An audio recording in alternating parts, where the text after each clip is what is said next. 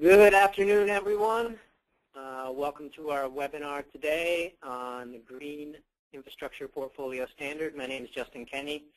I'm the Green Infrastructure Coordinator for the Vermont Agency of Natural Resources. And I'm going to be joined today by Hal Sprague. Hal has been with the Center for Neighborhood Technology in Chicago since May 2008, Manager of Water Policy. He researches and promotes policies that increase the use of sustainable water management strategies and practices in urban communities, such as water conservation and stormwater green infrastructure. Hal earned a master's degree in water resources management from the University of Michigan and his law degree from the University of Colorado. Prior to joining Center for Neighborhood Technology, Hal practiced environmental law for 23 years and had positions at EPA, a major law firm, as well as a multinational corporation. So Hal today is going to be talking with us about a resource developed by CNT called the Green Infrastructure Portfolio Standard. It's a tool that municipalities can use to cost-effectively scale up green infrastructure in developed urban areas, which can substantially reduce the volume of stormwater runoff and pollutants that enter the sewer system. So the GIPS, as we like to call it, is specifically focused on increasing green infrastructure practices in urban areas that are unlikely to see new development or redevelopment in the near future. Before I hand it off to Hal, I just want to give a couple notes. So for folks that are interested, we are recording the webinar, and we'll be posting that to our YouTube channel, so I will send a link out to that after the webinar is concluded. All attendees will be muted throughout the presentation, so if you have any questions, feel free to use the questions box that should be on the right-hand side in the control panel. What we'll do at the end of the webinar, which will probably be, Hal will probably talk for about 30 to 40, 45 minutes, I will ask the questions to Hal out loud, and he'll answer those so everyone has a chance to hear what the responses are. So I think that about covers everything. If there's any other questions, again, feel free to put them in the questions pane. But without further ado, Hal, I'm going to hand it over to you. Great. Thank you very much, Justin. Good afternoon, everybody. I'm going to apologize a little. I have a cold, and so hopefully you can understand what I'm saying, and I will put my phone on mute briefly if I cough or something like that. But as Justin said, I'm going to focus on this thing that we're calling the Green Infrastructure Portfolio Standard, and it's a methodology that we developed here at CNT, which I'll explain completely for you, give you some ideas about what's hard about it, what's easy about it. Hopefully, if you have questions, of course, I'm available. We, CNT, well, I think rather than try to summarize before I get started, I like to use my PowerPoint to, let's see, let me do this. Now, what am I? All right, Justin. All right. Now it seems to be frozen.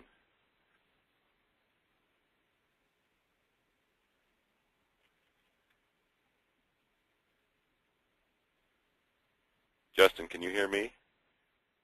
Yeah, I can hear you. I am not next. There we go. Okay, well, I don't do that every time.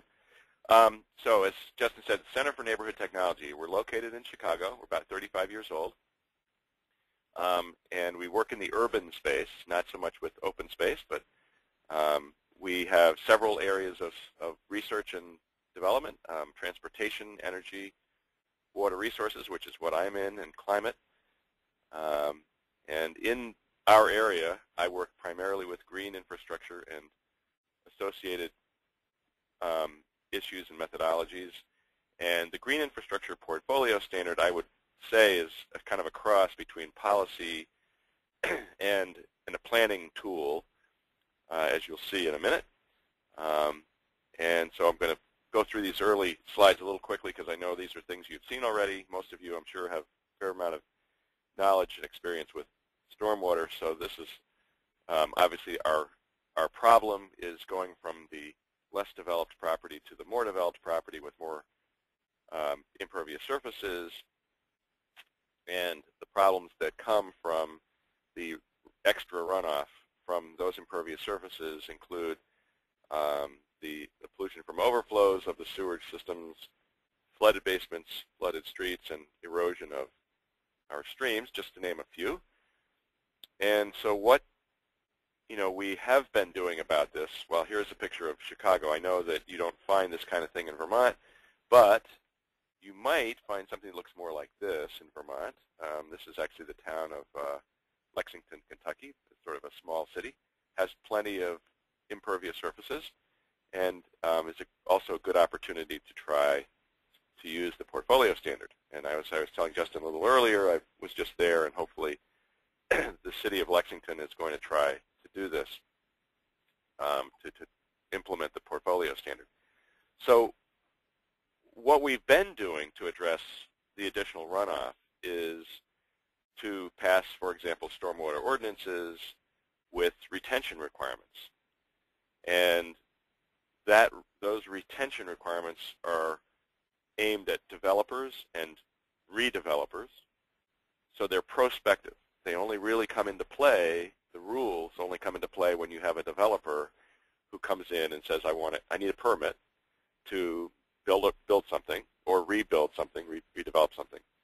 So that in those areas where that's not happening, where you don't have development or redevelopment, then nothing's changing. You're not increasing the retention or reducing the stormwater on site.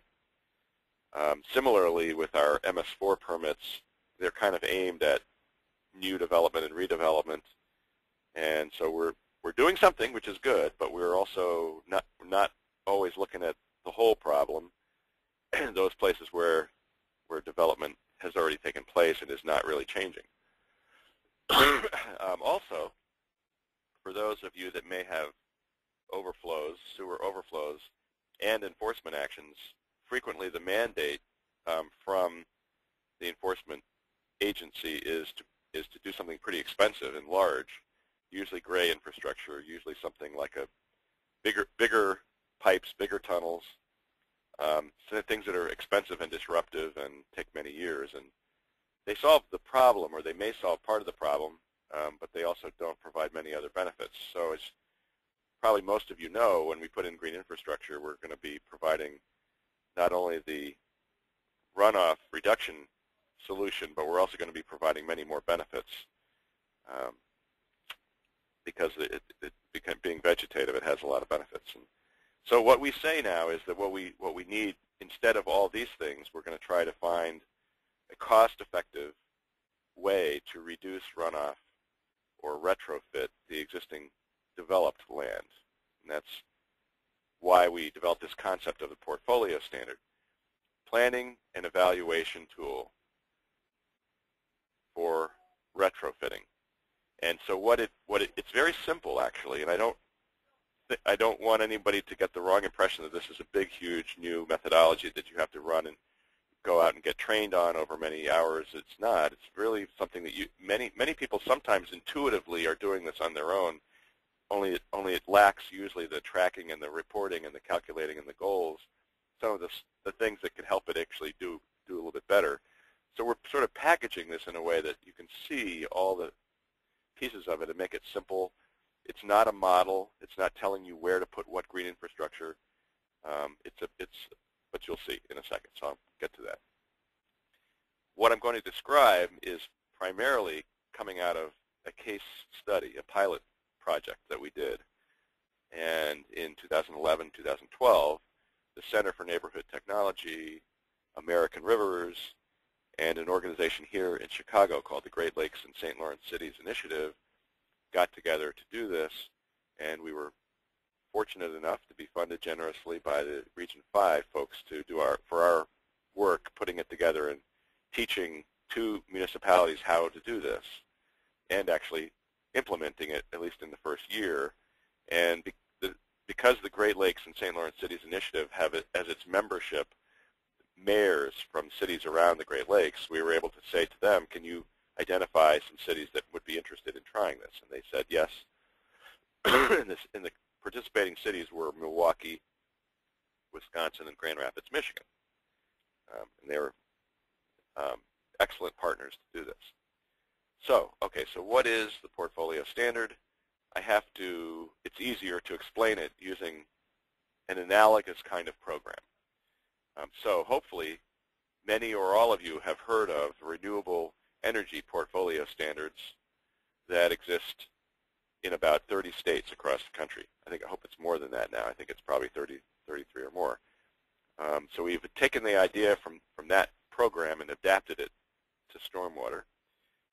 But going back and looking at the energy or the electric energy basis for the renewable energy portfolio standard, we imagine that on any given day, somebody who is receiving electric power, excuse me,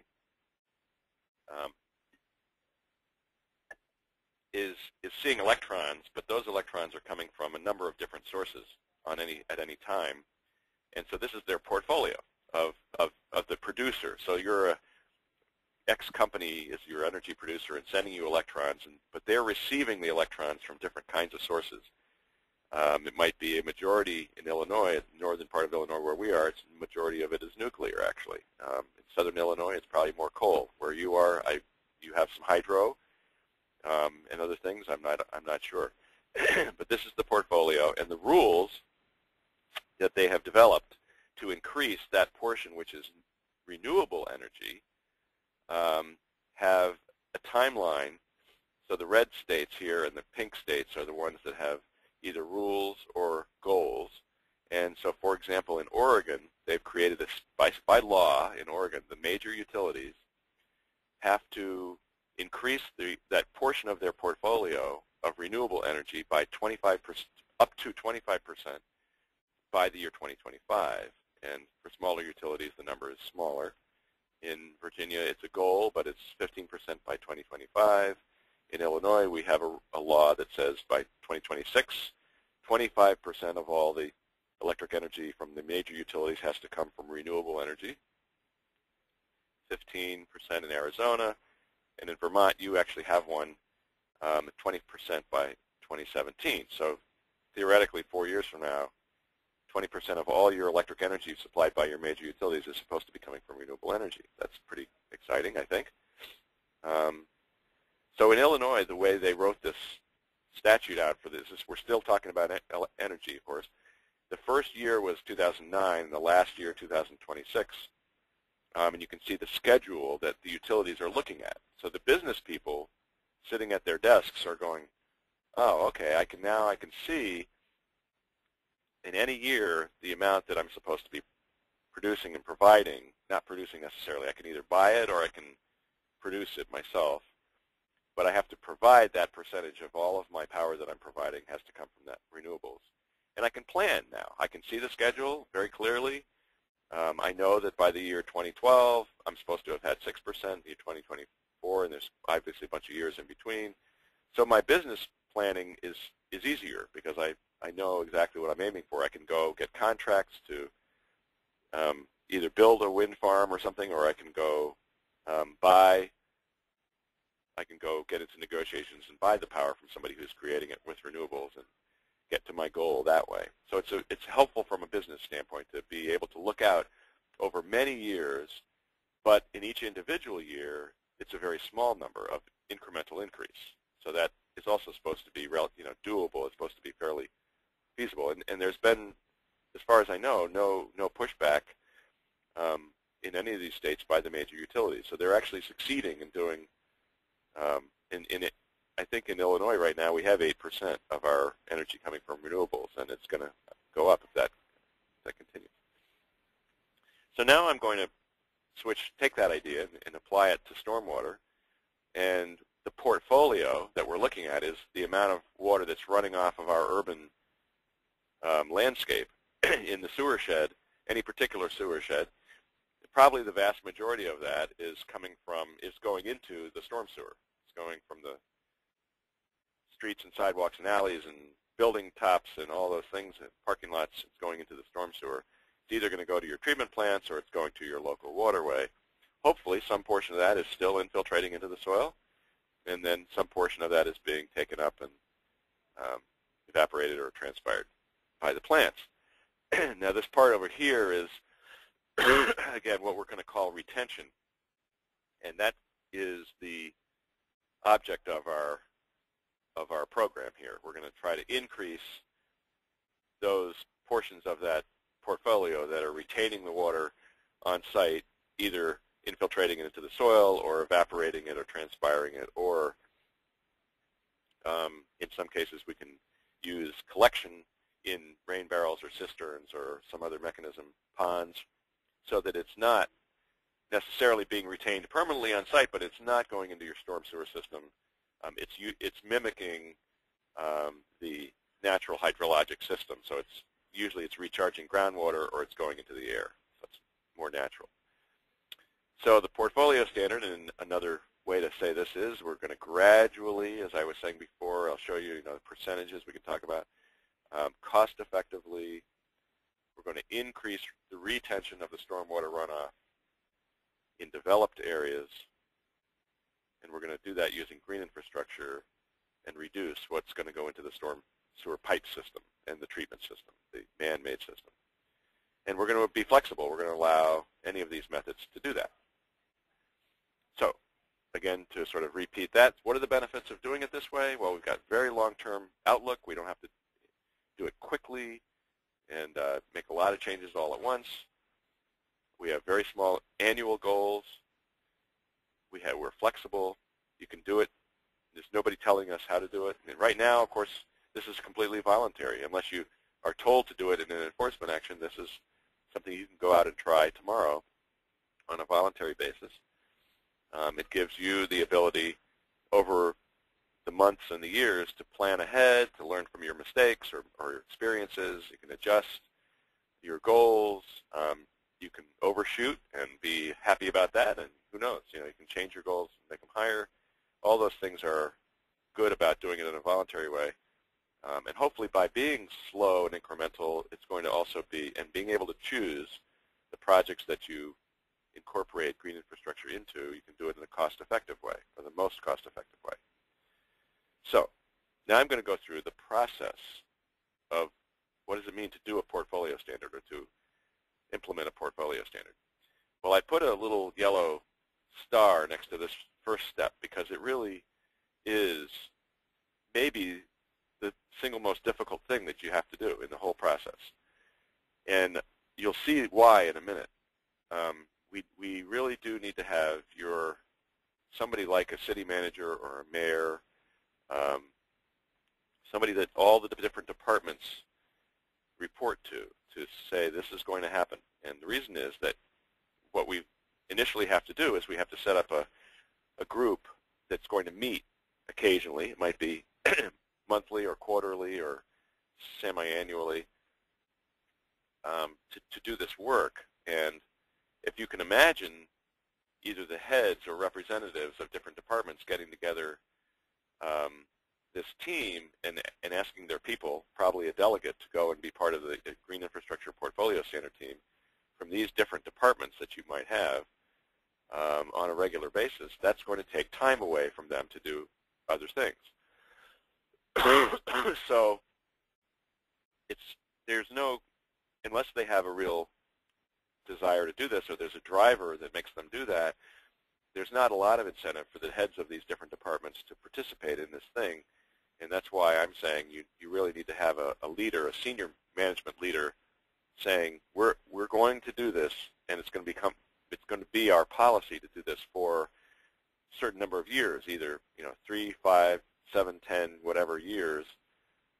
Maybe it becomes, if you really get good at it, it can be part of standard operating procedure. But I think we should start with the idea that if we can do this for 3 to 5 years or 5 to 10 years, that would be tremendous. It hasn't yet been done in any city that I'm aware of in the way that we're presenting it here. So this is the team. We can add to that things that the groups that we did not include in. That's pretty much the kind of group we had in Milwaukee and Grand Rapids, but we did not have any community organizations and we did not have any business organizations. But I would suggest to you that if you could, that then you may be able to build some additional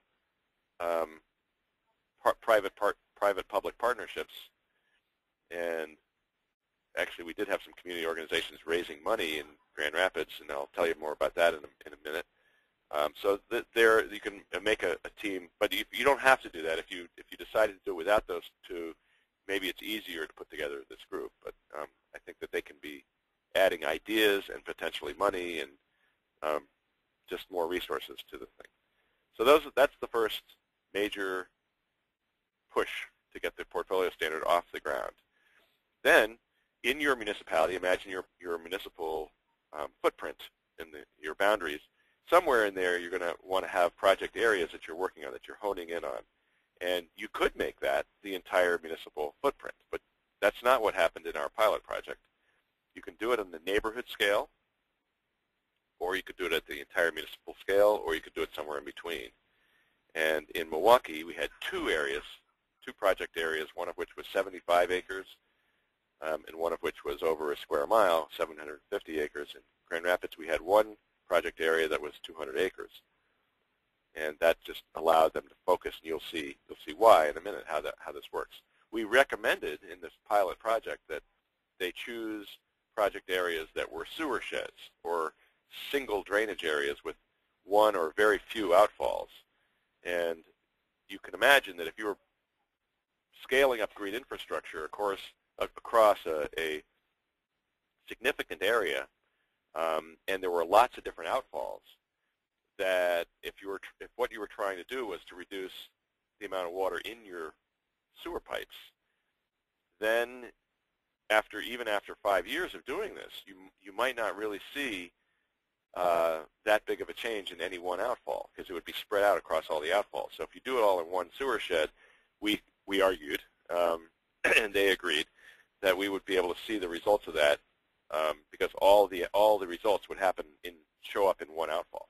That was the idea there. You don't have to do that, of course. Some of the other criteria for choosing where your project areas are can include areas where you have the worst flooding, or you have CSOs more frequently, or other water quality issues.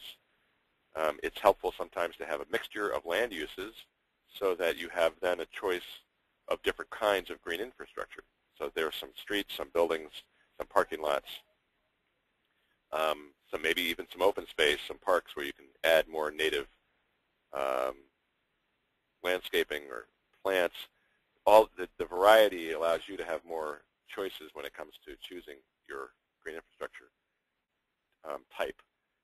It helps to have GIS data to show what the land uses are, to show where the pipes are, to sort of match on a mapping system, where your work is, but it's not critical.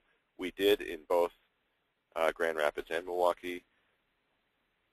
And then finally, I think even though we're calling this retrofitting, there is a little bit of a misnomer, because it's not. It does take into account where there might be projects coming up in the future. If you're going to be resurfacing a number of streets in a particular area, or sidewalks or alleys, then it's probably more cost-effective and efficient to zero in on those areas and incorporate green infrastructure where you're already planning to spend money. Because we don't want, if we can help it, we don't want to go out and do completely new projects where you have to find new money if you already have areas where you've got a plan to spend money. And of course, we're looking out over 5 or 10 years, and so every year I'm sure many of you have your streets department with the schedule. Every single year they've got a number of different streets they're already looking at resurfacing. It's just as a normal course of business. So that's why you need to have that list of people. That you want the streets people involved in the task force, so that everybody knows what everybody else is doing already, and you can more easily select projects. So, having selected your area for study, for work, then, and I'm going to show you, let me see if I can show you, here we go. So this is Grand Rapids work area, project area. It's the 200 acres. Actually, it's the 2/3 to the right of the right-hand side where the black numbers are, the pink numbers, not the area closest to the river, the Grand River. And so what they did was they chose that area based on the fact that they did have a CSO. The little blue circle in the middle there is a CSO outfall. You can see what the green and the blue pipes are marked on that map. And you might be able to see some pencil lines very light pencil lines, and the numbers that are the pink numbers are different sub-sewer sheds. And they did that because they kind of knew by experience where the sub-sewer sheds were, and they applied different C values to them because they knew we were asking them to calculate the runoff from these different, from this whole area. And they said, well, we can actually do better than that. We can be more accurate because we know what the different sub-sewer sheds are. We can apply slightly different C values to curve numbers to those those areas and come up with a pretty accurate number for calculating the baseline runoff. And so that's this step number 3 that I have up here: determine the baseline runoff volume in gallons, so that you know what you're starting with and you want to change. Okay, so to do that calculation, we want to simplify this, and I'm not sure if I'm going to use all the right lingo here because I'm a lawyer, not an engineer, but we use this very simple formula. You can choose something else. You don't have to use it this way, use this, but if A is the area that we're talking about, of that working area, and C is the permeability of the area, and I is, very simply, we chose a 1-inch rainfall. I mean, you can choose any number you want for that, but we said that would be the target. And then so that means Q is the runoff in gallons from this area and creates this baseline number for you. And so even if that's not entirely accurate, it's going to be something that we can transfer to later in the work, you'll see. And so consistency in doing that is more important, we felt, than being totally accurate about what the runoff is going to be. We just wanted to make a very simple formula to use to do the program. So now we've got our project area, we've got our baseline runoff number, and now what we're going to do is we're going to identify all the possible projects that we know about from the members of the task force. This is the real heart, the meat of this program. The task force will meet and identify anything they're aware of going forward in the next 1 year, 2 years, 3 years, public and private, where there is some kind of a potential to incorporate some green infrastructure. So if there is a building going up, that could mean a green roof. If there's a parking lot being resurfaced, that could easily mean some porous pavement or a bioswale or something like that that takes the runoff away and puts it in the ground, or even a collection system that collects it instead of putting it in a pipe. We need the engineers then to design GI projects, green infrastructure projects, that will be those bioswales or the porous pavement section of the parking lot or the green roof or the set of tree boxes along the sidewalk on Elm Street or whatever. And in those drawings, we're going to find that they can easily calculate the amount of water, gallons of water, that are going to be retained in that feature with a 1-inch storm. And we're going to use the same 1-inch storm that we used to develop the baseline for obvious reasons.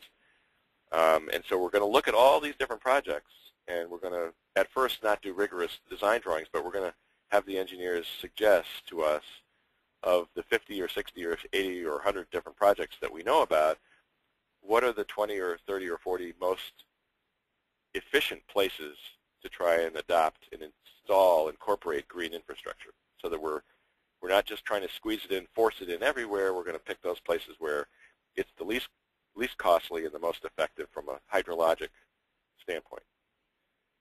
And so, again, it helps to be creative, and these community groups and the business groups that might be on your team can play a role because they know what places where they would like to see some change, and they might be interested in making an investment.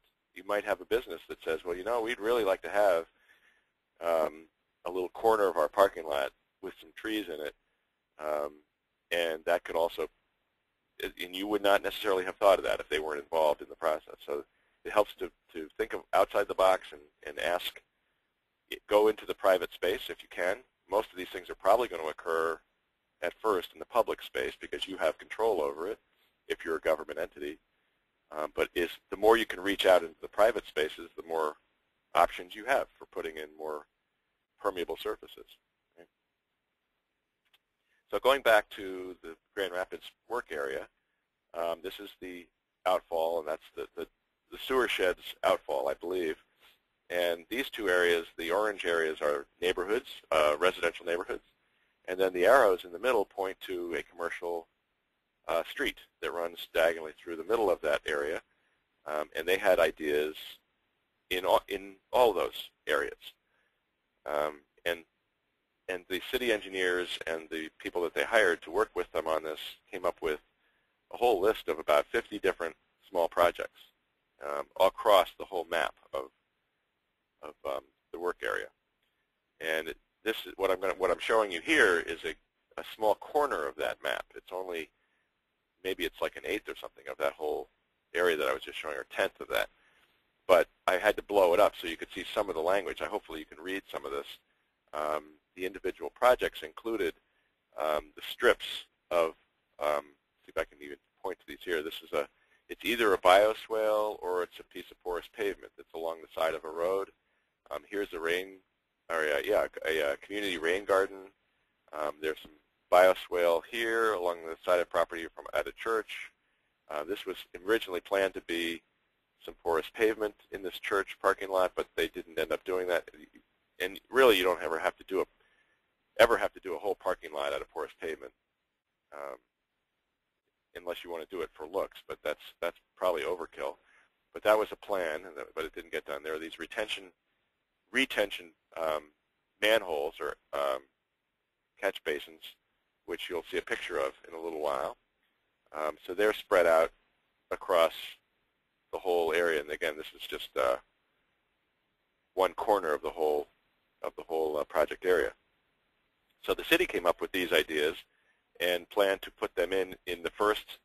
This was going to be year one, so the first summer of their project. And so I'm just going to point out these things here with my little circles, because when I show you a picture later, I'm going to say that's what that was of. Okay.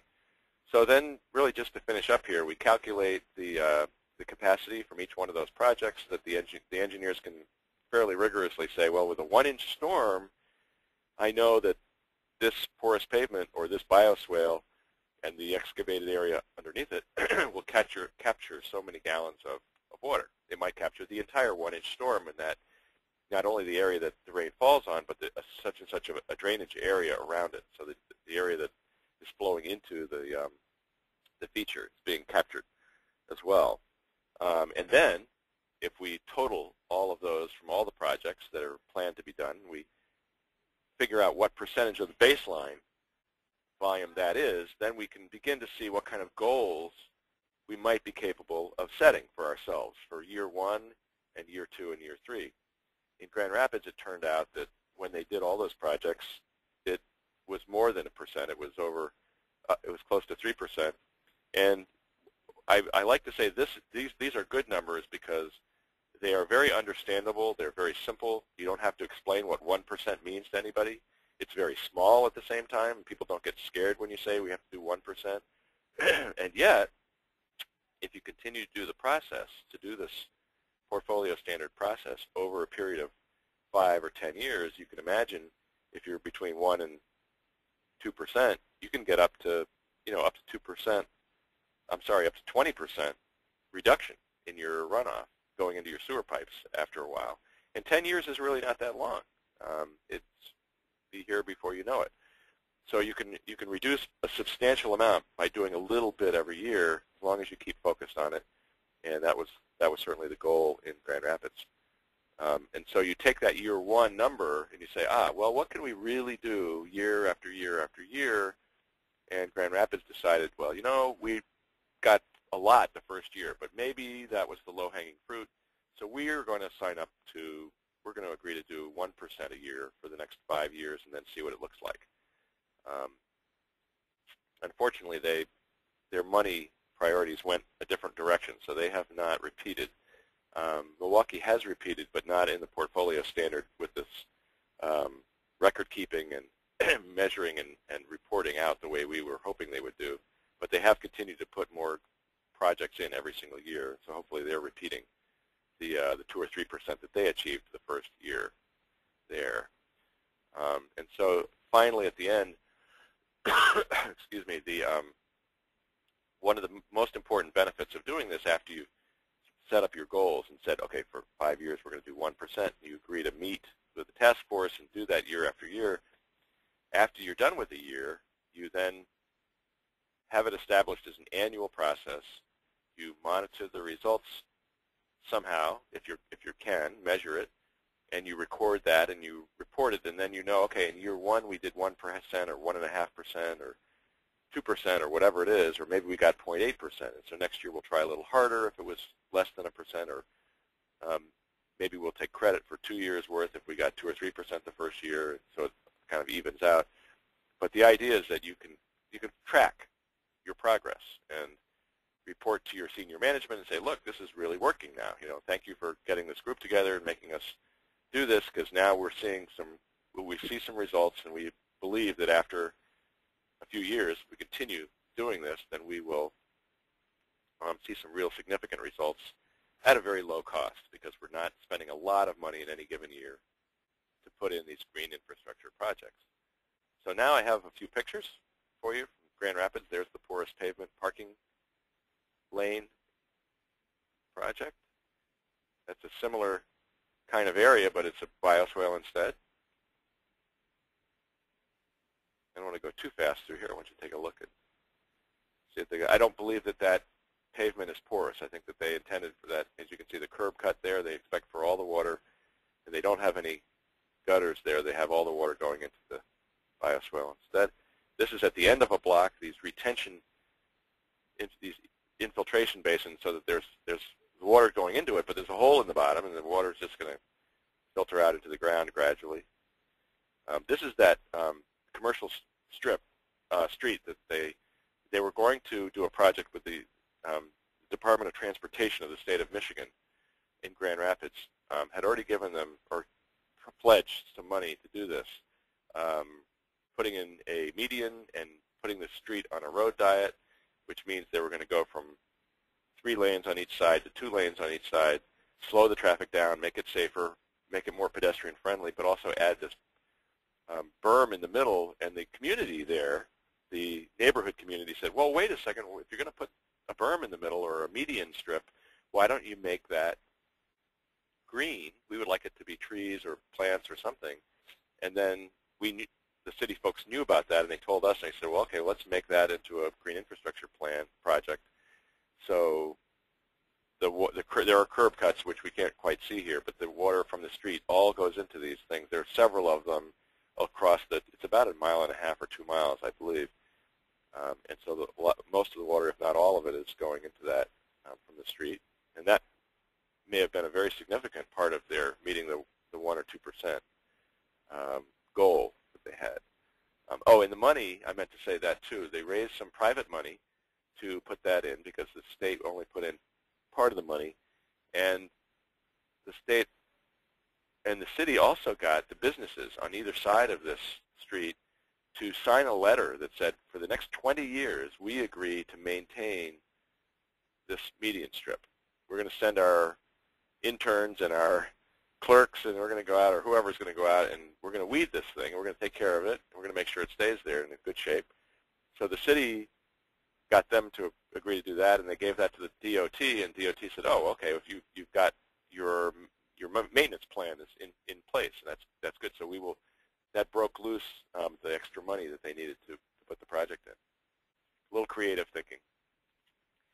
This is something in Milwaukee. I just like to put this up here because if you take a look at this map, you'll see that there's this green line that represents a river. I've forgotten the names of these things now, but the watershed that they originally focused on was this blue outlined area up here, and they said, we'd like to really do our portfolio standard in this area because that's the headwaters that feeds into this creek. And the creek has an overflow problem, which we want to reduce.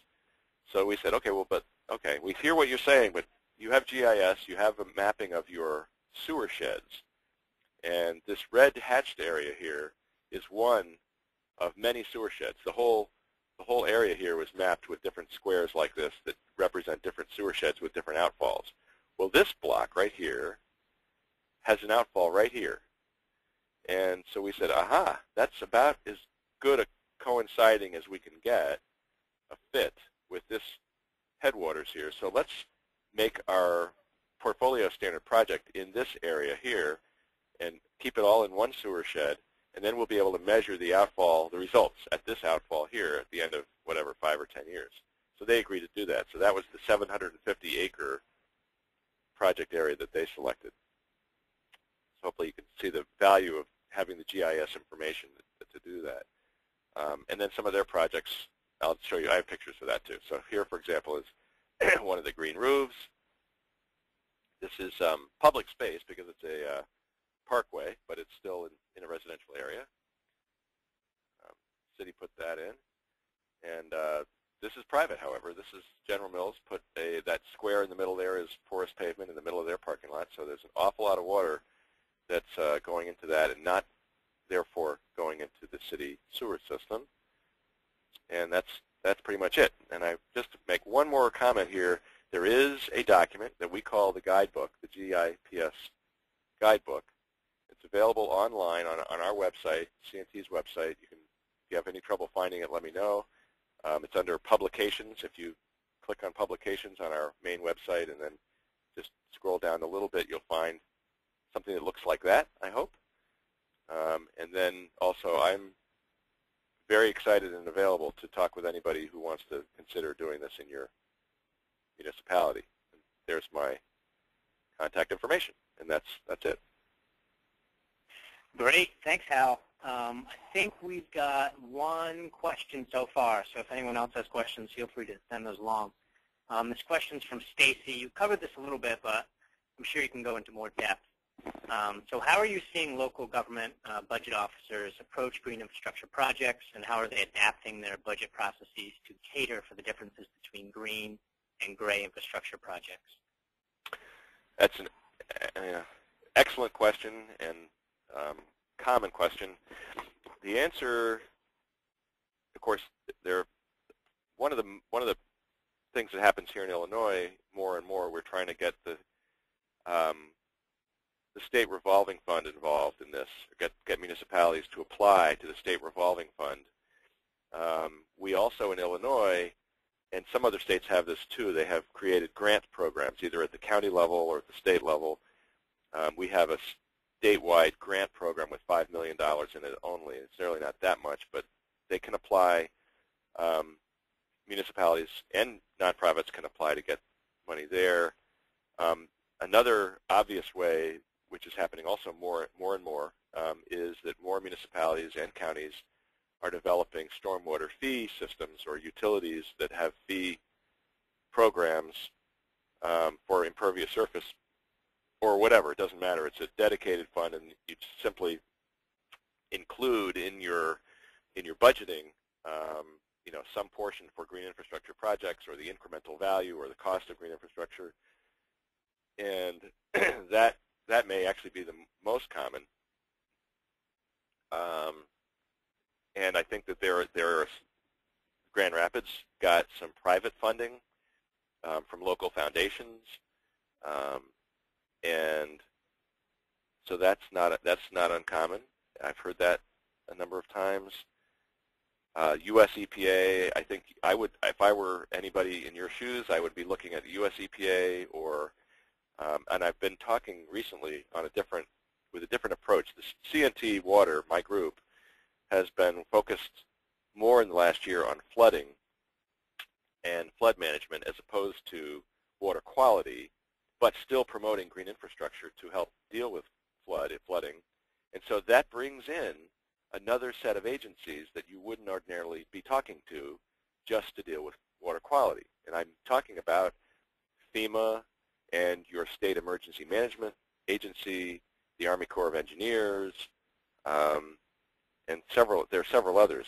If you go on the websites and look up flooding and look at that side of what your responsibilities are, you may find that they're willing to break off some money and fund some green infrastructure projects to reduce flooding and not just to deal with water quality, although we all know that green infrastructure is going to do both of those things.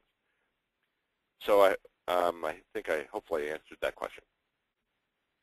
Yeah, I think so. So I've got another one from Sky. It looks like the space bar might be broken on that computer, but I'll do my best. What specific assistance does CNT offer communities who are interested in using this tool? Okay, I like that question. That sounds positive. I would say that we are funded. I am funded by a local foundation, and to do what I'm doing right now, and to give advice and to give assistance, technical assistance, and to promote these kinds of projects. And if I would say that for the cheaper parts of this, that is meeting with your task force, helping to put together the task force. Maybe certainly over the phone is cheaper. I don't have specific money for specific projects to do this, but I think for a one-off, if I thought that a city in Vermont was really serious about doing this for a few years, I think I would have the ability to use some of my funding to come out there, and work at the beginning stages, in the training stages, to get you set up to do it. The longer that goes, the harder it is. It's sort of limited that way. But it's not specific that I have project funding to do it. That happened in this one case with Milwaukee and Grand Rapids. But I think that's something that can be sort of negotiated. Yeah, so is that typically how that process works, is you would help a community get started, and then there'd be some point where there's essentially a handoff where they take it from there, or do you, continue to evolve in the process after that? Well, again, I think, first of all, from really, if somebody wanted to do this on their own, I think that it's not. I understand that there is a level of there's psychological barriers and comfort level and experience doing these things can be helped by having somebody in the room who like myself, who helped set it up, and we run through it before, and we can explain it and train on it. But you really, number one, you can do it by yourself without any help from me, because there is this guidebook that explains all these things, and you can, theoretically at least, you can do that. I think the level of interest of continuing to do it would draw me and my organization in for a longer period of time, because we have to pick and choose where we're spending our time. I'm not sure if I'm answering the question all that well, but I'm trying to say that the best of all worlds would be for you to take it all over, learn it. Once you've learned it, take it all over and have it be yours, and not need any extra help. If you got to places along the way where you were finding some difficulty in going to the next step, or coming up with a policy. So one thing I didn't mention here, which is in the guidebook, is along with doing these installations of green infrastructure, there are some recommended policies that you can change in your own ordinances, things that you can do in your municipal approach to things. And they're spelled out in the guidebook, and the guidebook is free. But I would also come in, if I was doing the training, and I would, as the initial training sessions were going, I would say, let's also talk through 4 or 5 different policies that you might want to consider, like doing the utility fee idea. Now, I'm not going to be able to, I'm not skilled at all in setting up a utility for you, but we can certainly talk through the advantages and disadvantages and the things that I've learned over the years looking at researching these utilities from around Illinois and around the country. So I can give you the results of my research and knowledge that way, but I don't have the skill or the experience actually setting those things up. But that's all part of sort of what I would call training and setup, and then hopefully it's simple enough and I've done the job well enough that you can simply take it over and have it be your program from then on. Yeah, cool. I think that's great. That's such a great approach to it, to have municipalities take over at a certain point. And we don't want this to cost anything. I don't, not saying this to try to get business. It's not what we're here for. So we're not going to keep trying to suggest things that end up making us come back out there. It's just I want to be I want it to work is the main thing, and if that takes another trip or two the next a year later to come back. And I mean, what I would really love is if somebody did this at the beginning. I'd spend 3 to 6 months working with you to set it up, and then if you did it for a couple of years, and then we came back out and helped you put together the information, then I can take that and sell that to groups like yours around the country and say, look, these people really did it, and that's what would be really valuable to me, and would be worth my time doing that too. And hopefully that would help you as well. Yeah, nice. Well, Ruth has a question as well. She asks, have you pursued this in conjunction with more comprehensive formal stormwater asset management programs, such as those services provided by universities? The last part I don't understand. No, yeah, I'm not sure about the university piece, but yeah, the answer is no. This is it's a little bit of a standalone.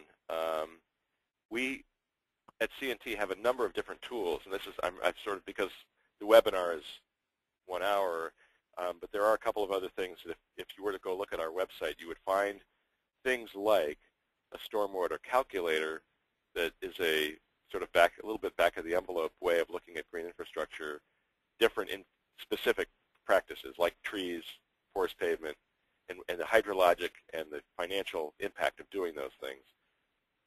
There's another tool that we call the valuation guide, which takes a hypothetical scaling up of green infrastructure across a large part of a municipality, for example, and says if we put in so many of these and so many of these and so many of these, then we have some equations in the guidebook, in the not this guidebook, the valuation guide, that allow you to calculate many different benefits and the monetary benefits of putting in that green infrastructure from the standpoint of energy use or reduction in energy use, cleaner air, cleaner water, less gray infrastructure requirements. Those are in that tool. We also have something that we're working on still. Can't quite really say it's available, but it's what we're calling a wet weather retrofit or wetrofit program, where you go into a neighborhood and you, being the municipality and the property owners and the private service providers, that is like the permaseals or the basement cleanup folks, the landscapers, the people who put in pavement, all those people together sit down and look at a neighborhood problem of flooding, because this is sort of more of a flooding issue, and diagnose the problem, and then figure out what the results are, and then the property owners have to end up paying for something, but at least you get sort of I won't call it regional, but a neighborhood scale project instead of a one house at a time kind of a scale, and a better result, a more efficient result that way. That's a program we're still developing it. That's the best I can do is to say we've got. Sorry? What's the timeline on that? Oh, I wish I knew. There's a guy one of my colleagues here. His name is Ryan Wilson, and he is working hard on that as we speak to try and roll that out. There have been some pilots already done in Illinois in certain neighborhoods. But I'd say keep in touch. Write me again in a month or 2 or 3, and hopefully we'll be able to roll that out in a more formal way in the next few months. Cool. 2 more questions came up. There is one comment, kind of coming back to funding by Catherine. She says that the State Revolving Fund program in New York, there's a Green Innovation Grant Program, GIGP, for green stormwater infrastructure. Folks can find details on that at www.nysefc.org under the Green Grants tab. I believe Susanna Randall is the coordinator for that. That's a pretty cool and innovative program for funding green infrastructure using the Clean Water SRF. And then Sky has another question here, which is a good one. So the 2 test cities that you worked with, did they have long-term control plans, and was the use of green infrastructure part of that plan? The answer is no, actually. I think that they had their own agreed upon long-term control plans were, I'm pretty sure, entirely gray or almost entirely gray. Not so sure about Milwaukee, actually. I'm pretty sure Grand Rapids was almost all gray. They did the portfolio standard project as a separate project. I made the mistake one time of doing a webinar and saying that they tried to solve the CSO problem with it, and I got a quick email from the Grand Rapids person saying that I was wrong. So I know I'm wrong about that. I know that's not true. So no. And Milwaukee has, as you might know, Milwaukee has a regional sewer authority, the MMSD, and the MMSD has probably, I think it's something like 40, not sure how many municipalities are in the county, and so, but they have a lot of money. They have a fee system which has served them well because they have something like $1.5 million a year that they've been able to put into green infrastructure projects because they have that fee system there. Grand Rapids doesn't have that, but I know a handful of other around the country. So I can tell you something to look at. If you want more information about a fee system, write down Western Kentucky University Stormwater Utility fee survey, something like that. Utility survey. There's a group at that university that every year now, for the last 6 or 8 years, has put together information on utilities all across the country, and I think it's fascinating, and it's a very good set of statistics for you to use to show your municipality. Look, this is happening. Here's some of the ways it's been done. I think it's very helpful to you if you're considering that at all. It's a political uphill battle to do that sometimes, but it is very effective for you to have a dedicated stream of revenue if you can get your municipal folks to agree to do that. Awesome. And then, so one last question before we wrap up. So this is from Lisa. She asked, in the 2 pilot cases, how was stakeholder input incorporated? Did you learn anything about collaboration or communication challenges from that process? Yes, what I learned was a couple things. First of all, we had 3 meetings in each case spread out over about 6 months.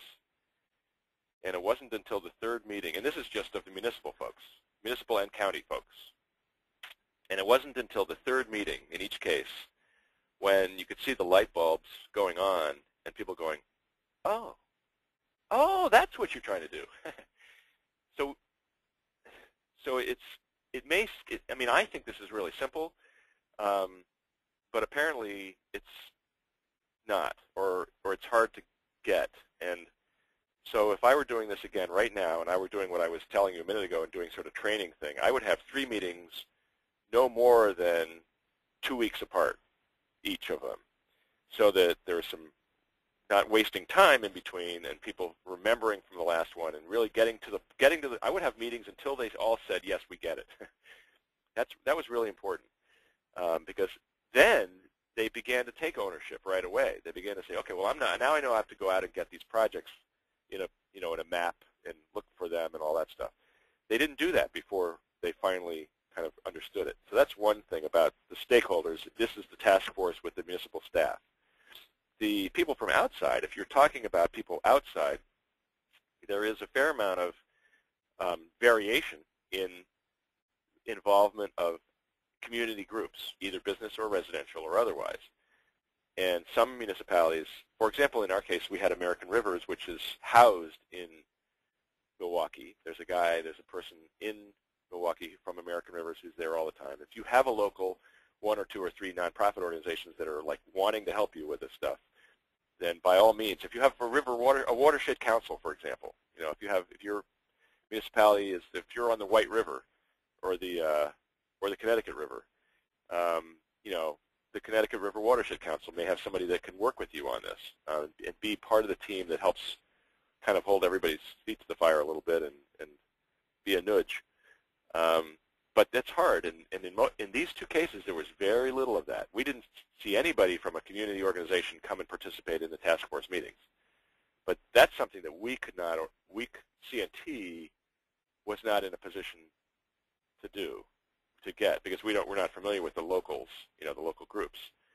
But I think if you know of those folks, that really would be helpful. I think the other thing is the staff in a municipality, when you're telling them something new like this, and I said before, the first year or so, you're going to be focused almost entirely on the public land, the public rights of way, because you have complete control over those things. You don't have to convince anybody or require anybody to do anything, which they may not want to do.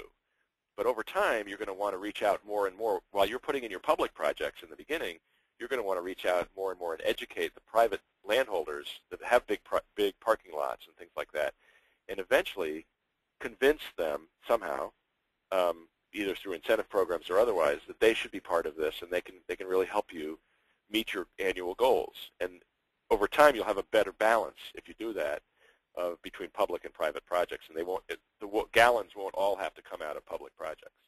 So I think that's a very good question, and it's not an easy thing to solve, but I think it's important to have a broad set of stakeholders if you can do it.